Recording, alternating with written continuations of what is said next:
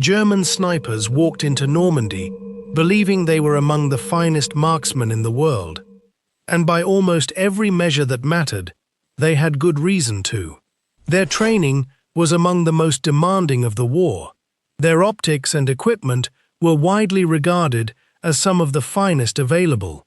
And in those first weeks in France, they proved it, one dead American officer at a time. And then, within a matter of months, many of those same men were dying in the grass without ever once seeing the enemy who killed them. No duel, no rival marksman, no return fire snapping back through the hedges, just their own perfect shot, and then a silence that made no sense, and then something coming for them out of that silence that they could not fight, could not find, and could not understand. Some of them lived long enough to grow old with the mystery, and decades later, in interviews and memoirs and quiet conversations, German veterans who had been snipers kept circling back to the same confession. They had believed they were the better soldiers. Many of them still believed it. So how, they asked, were they the ones who did not come home? Several of those accounts describe it almost as a trick, something done to them that they never managed to name. And the strangest part, the part that stayed with me the first time I came across it, is that many of these men seem to have gone to their graves without ever working out what the trick actually was. I want to show you what it was, but to really feel it, we can't watch it from above, the way a textbook would. We have to get down in the hedge with the man it was done to. So we're going to follow one German sniper through this campaign. I'll call him Karl.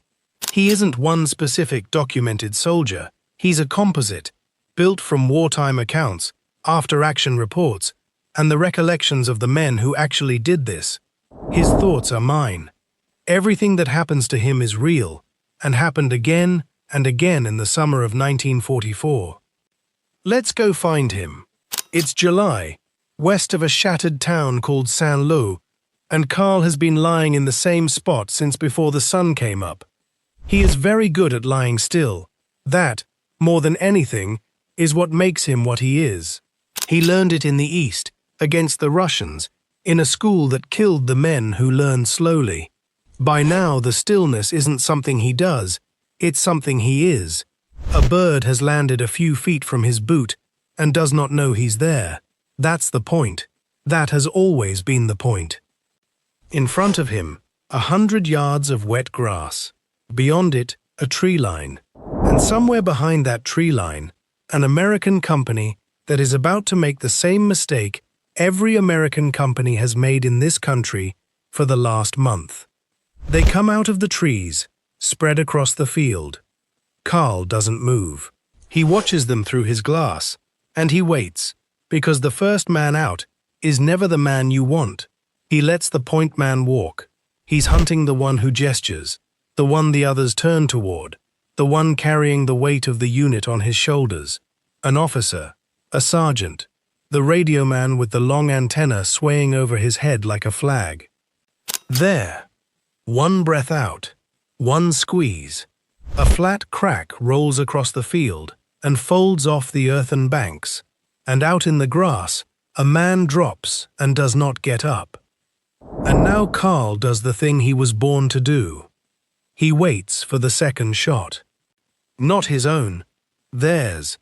Because a sniper trained the way Karl was trained knows this always goes the same way. You drop the leader, and the men around him come apart. One stands to run. One kneels over the body. One lifts his head just an inch to see where death came from. And that man, the frightened one, the second man, is the easiest kill there is. The first shot is only the bait. The second man is the meal. Across 2 years and 1,000 miles of war, men like Karl had eaten off the second man more times than they could count.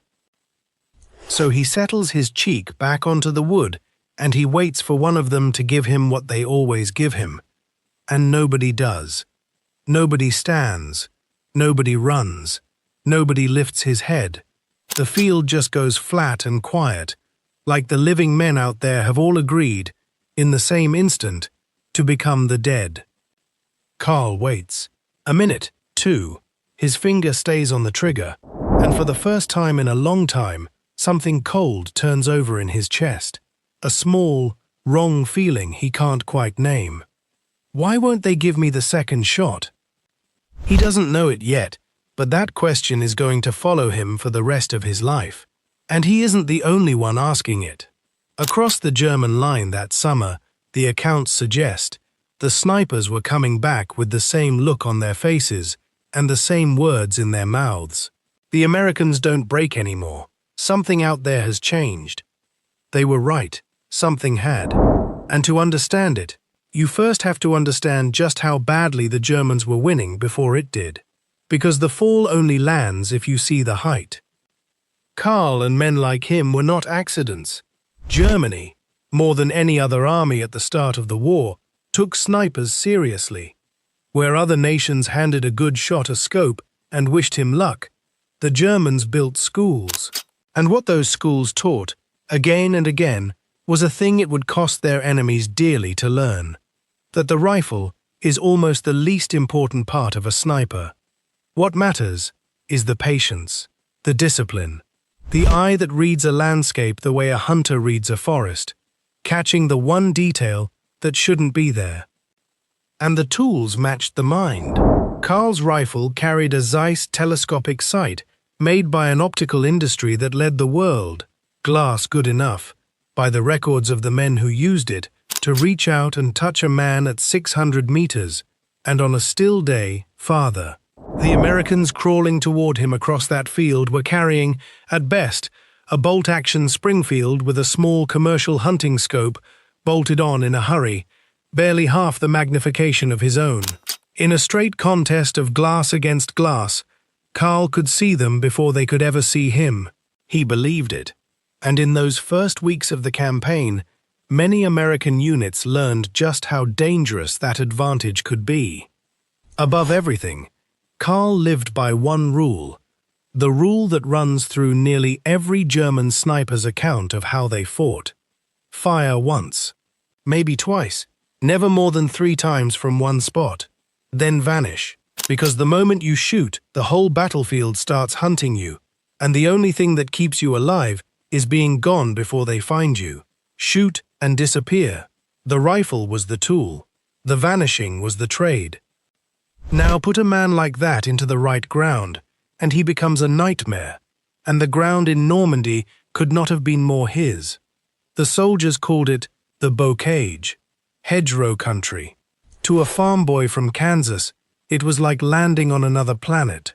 For 1,000 years, the Norman farmers had walled their little fields with hedgerows, not the tidy green hedges you're picturing, but earthen banks, taller than a man, packed hard over centuries, and grown solid, with root and thorn, until they were less like plants and more like the ramparts of a fort. Every field was a walled box. Every lane between them was a dark tunnel, and a hidden man could stand close enough to hear you breathe and watch you die, and you would never know he was there. For Karl it was a gift, 1,000 hides, endless ways to fire and slip backward through the green before anyone could pin him. And the hedgerows did something to sound that turned a single shot into pure terror. When a rifle went off in that country, the report didn't come from one place, it came from everywhere.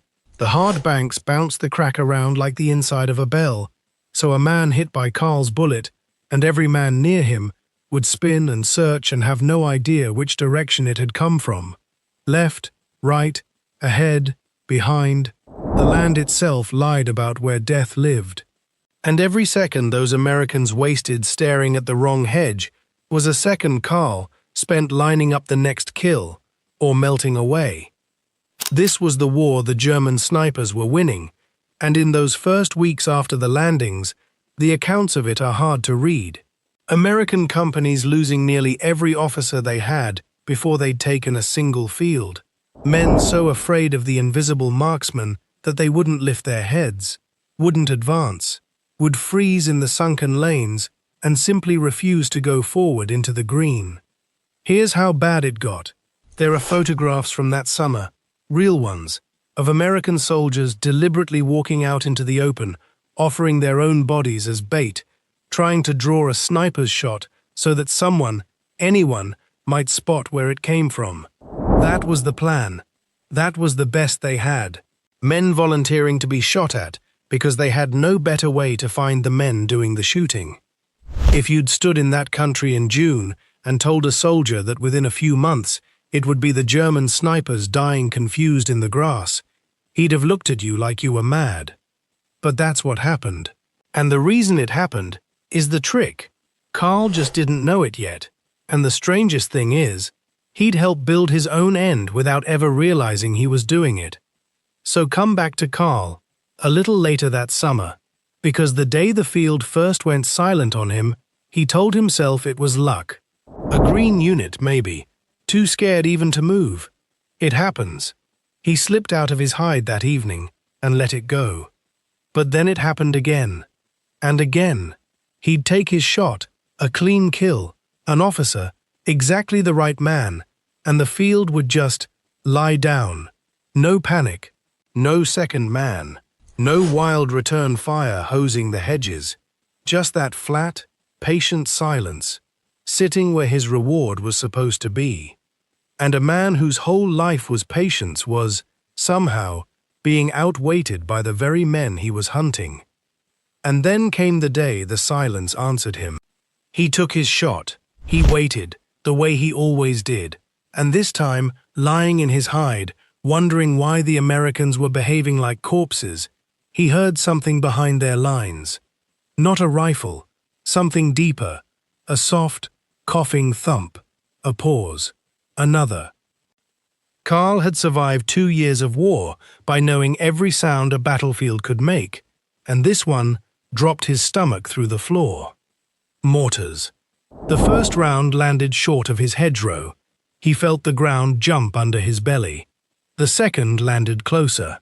And in one flash of pure animal understanding, Karl grasped the thing that was about to kill him. And it was the last thing he ever expected. It was his own greatest strength, his stillness, his discipline, the iron rule of never firing more than he had to, of lying motionless and unseen. All of it had kept him alive for years, and now all of it was useless, because you cannot hold still your way out from under a shell that doesn't care exactly where you are, only which hedge you're in. So Karl broke his own rule. He moved. He came up out of the ground and ran, low and fast, tearing through the brush as the rounds walked up and down the hedgerow behind him and shredded the hide he'd built with such care. And as he ran, out in the open, a visible man, the one thing he'd spent his whole life refusing to be, a single question hammered in his skull. Where was the sniper? Because there wasn't one. No rival marksman had dueled him. No enemy rifleman had outshot him. He had fired, and the Americans had not fired back, and somehow, out of pure silence, death had found him with terrible precision. He'd been beaten. He knew he'd been beaten, but he had never seen the man who did it, because there was no man.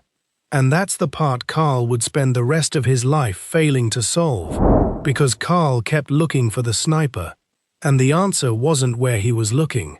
They'd stopped fighting him with a sniper at all. Let me take you across the field now and show you what was really happening, because the answer isn't one clever thing. It's 3 ordinary things, working together, and the whole genius of it is that not one of them was impressive on its own. The Americans had looked at Karl honestly, and they'd made a decision that took a strange kind of humility. They knew they couldn't outshoot him.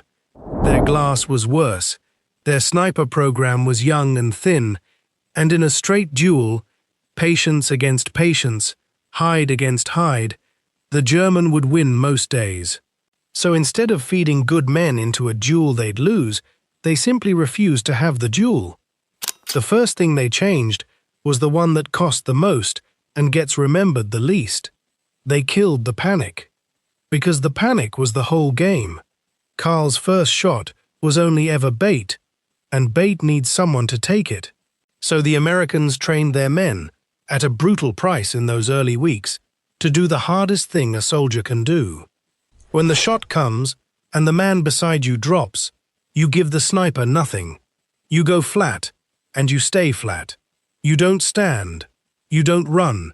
You don't bunch up. You don't empty your rifle into the hedges. And hardest of all, you do not go to your dying friend, because going to him is exactly what the killer is praying for, and the only way his death means anything is if you leave him where he lies, and use the moment to find the man who took him. Sit with that for a second. Lying in the grass a few feet from a man you've bled and starved alongside for months, hearing him die and not moving, because moving is what the sniper wants. That isn't cowardice. It's the coldest, hardest kind of courage there is. And it turned Karl's most reliable weapon, the terror of frightened men, into nothing at all. It left him with a dead officer in his scope, and no reward, no reason even to fire again. His perfect shot became a dead end. But that alone still doesn't kill a sniper. It only blinds him to his second target. The thing that actually found Karl hadn't happened yet. Because while most of the men gave Karl nothing, a few had a different job, and it was the second part of the trick. They weren't there to shoot. They were there to watch. The instant Karl fired, these men weren't diving for cover in a panic.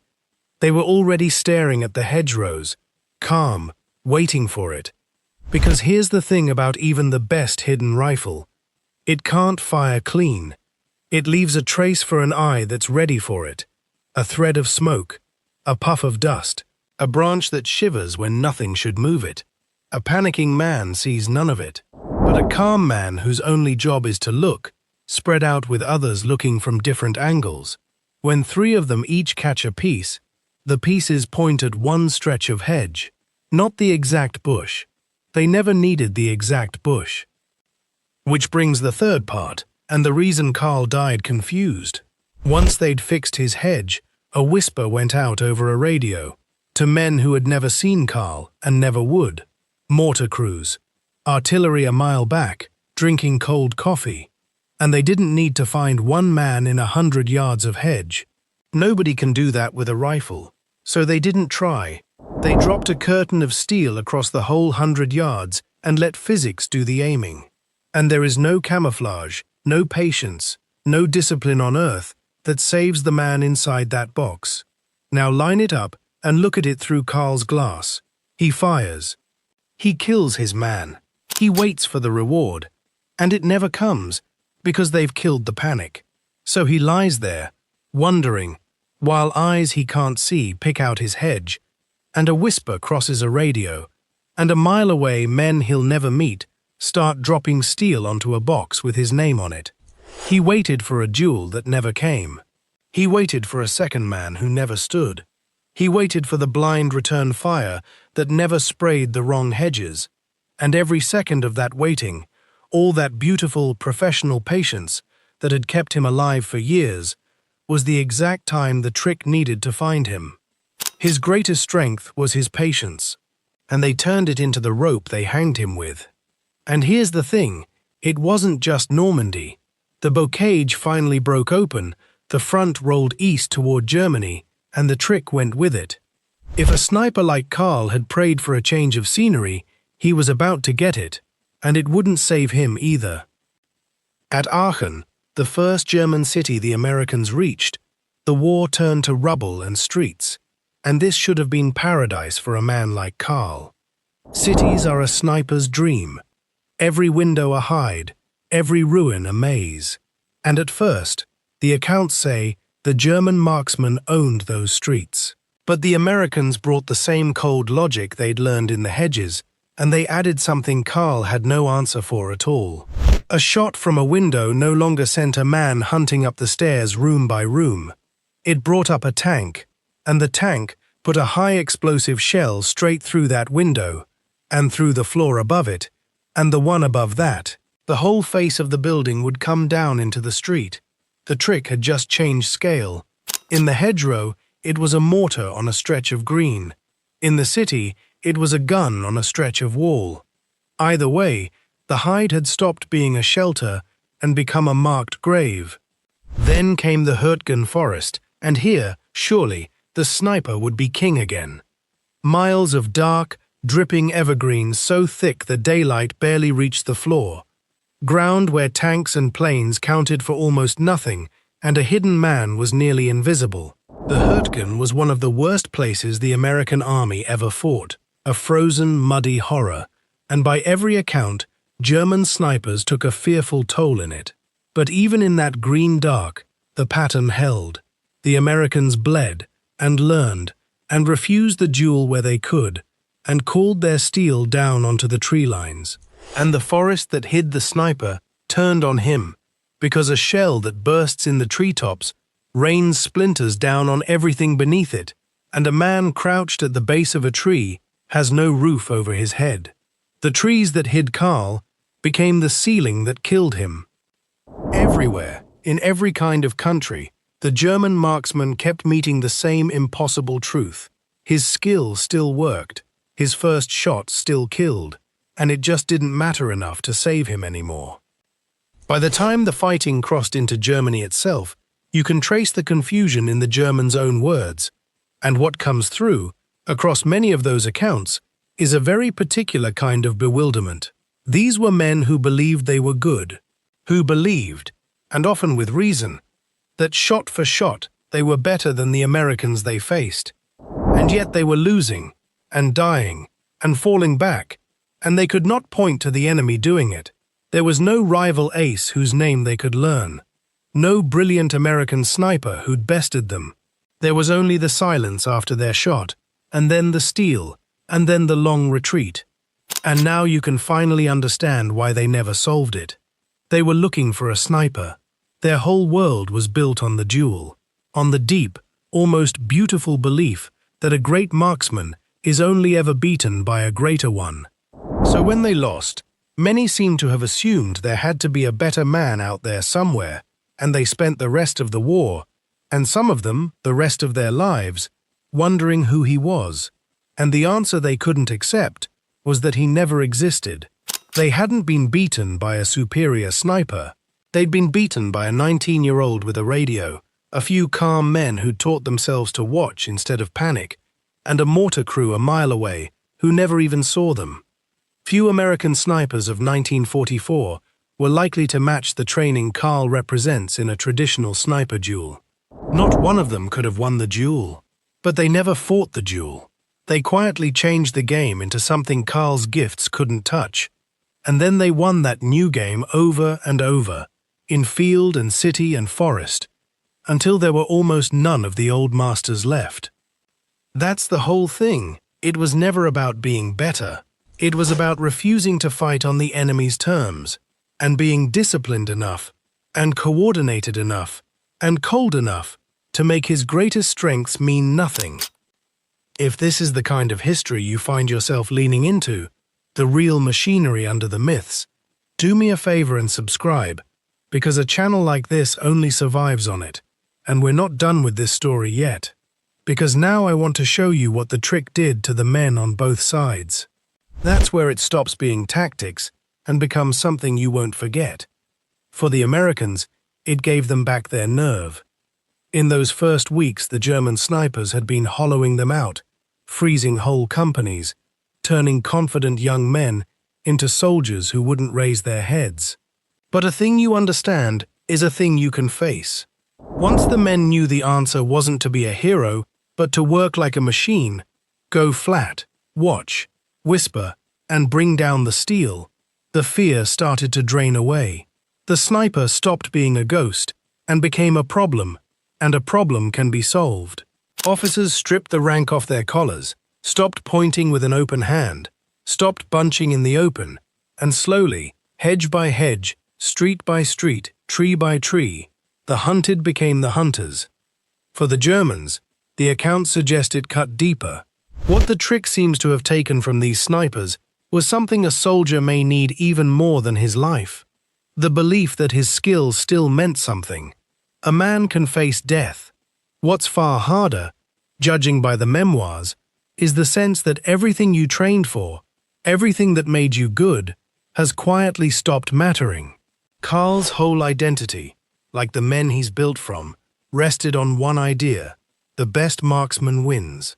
And the war seemed to be answering, in the cruelest way imaginable, that the best marksman doesn't win anymore, that all his patience and precision could be erased in a heartbeat by men who couldn't shoot half as well as he could. There are accounts of German snipers late in the war growing reluctant to fire at all, because firing had stopped feeling like a kill. It felt, some of them said, more like signing your name on the shell already on its way. And that seems to be what those old men were really wrestling with, decades later, in warm rooms far from any battlefield. When a veteran asks why the better men were the ones who didn't come home, it isn't really a question about tactics. He could explain the tactics by the end. It's a question about meaning. He'd spent his youth becoming the best at something, and then watched the world decide that being the best no longer counted. And, from the way they wrote about it, some of them never made their peace with it. The trick hadn't only killed their friends. It seems to have killed the idea that made the whole thing make sense. And here's the part I keep coming back to, and I'll offer it as a thought rather than a fact. The trick was never really about snipers at all. Snipers are just where you can see it clearest. It looks like the shape of the entire war and of the century that followed. The moment the lone expert, the ace, the master, the man who was simply better than everyone else, stopped being able to hold back the tide by himself. Because on the other side there was no longer a single man to beat. There was a system. Ordinary people, none of them exceptional, bound together by discipline and coordination into something no genius could overcome. You can see the same shape everywhere in that war once you're looking for it. The Germans built magnificent tanks, tigers and panthers, each one a masterpiece that could kill several enemies in a single fight, and they were buried under a flood of cheaper, simpler tanks that just kept coming. They produced fighter aces with staggering personal scores, and drowned them under air forces that trained more pilots and built more planes and never stopped. Under the sniper's story is the story of the whole war, the masterpiece against the machine, and the machine won almost every time. Not because it was better, but because it never needed to be. Karl kept looking for the sniper. He kept looking for a man as good as himself, because only that would have made losing make sense. And there was no man. There was only the trick, patient, faceless, relentless, and it never needed to be as good as he was. It only needed to be everywhere he wasn't, and to never, ever stop. So the next time you hear the myth of the great sniper duel, two masters, glass against glass, the better man walking off into legend, remember what the accounts actually describe in the hedgerows of Normandy, and the rubble of Aachen, and the black pines of the Hürtgen. Remember that American units looked at some of the finest marksmen alive, men they honestly could not outshoot, and instead of trying to beat them at their own game, they simply refused to play it. They found a way to win that didn't require them to be better. And that may be the most dangerous kind of enemy there is. Not the one who's better than you, the one who's quietly decided that better doesn't matter anymore. The Germans waited for a second shot, and it never came. Only the silence, and then the steel, and then the long confusion of all the years afterward, when good old men sat in quiet rooms and asked, again and again, a question that took the rest of their lives to answer. It all came down to one question. If we were better, why were we the ones who didn't come home? Now, maybe you know the beginning of the answer. Because being better was the old game. And somewhere in a French field, in the summer of 1944, the whole game changed, and the best marksmen in the world discovered, one perfect wasted shot at a time, that they'd been trained with enormous care to fight a war that no longer existed. If you made it all the way here, you're exactly the kind of person I make these for. So tell me in the comments, do you think the German snipers were beaten fairly, or is there something almost tragic about a master undone by men who could never have faced him one-on-one? I read every one, and honestly, that question is half the reason I do this. Subscribe if you want more history told this way, as a story, told straight. and I'll see you in the next one.